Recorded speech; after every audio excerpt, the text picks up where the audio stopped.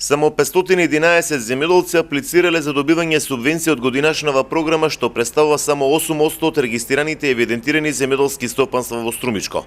Во подрачната единица на Министерството за земјоделие во Струмица се изненадени од таквиот слаб одзив и да се избегнат гужвите до 15 мај, апелираат до земјоделците да понесуваат барање и да не ги чекаат последните денови.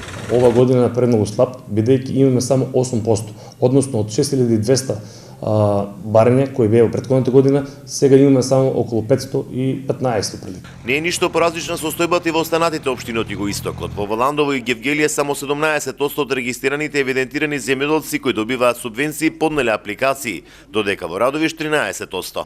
Во овој период ќе се поднесуваат барања за директни плаќања, за растително производство и тоа за површени со полјоделски и гренарски култури, лозови и овошни насади, како и за сточарско производство и тоа за одгледување на говеда, овци, кози, пчели, свињи, живина и за заклани животни во кланица. Раководителот Васко Коцев ги информираше и сточарите дека отворен е повикот и за млекопроизводителите.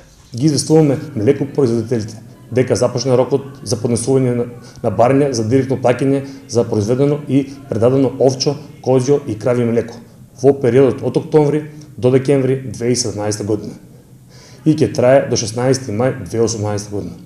Земјоделците апликациите за субвенции може да ги достават и електронски на веб-сајтот на Министерството за земјоделство или пак во подрачните единици со цел да се избегнат несаганите гужви до 15 мај, до кога е крајната дата за пријавување која нема да се пролонгира.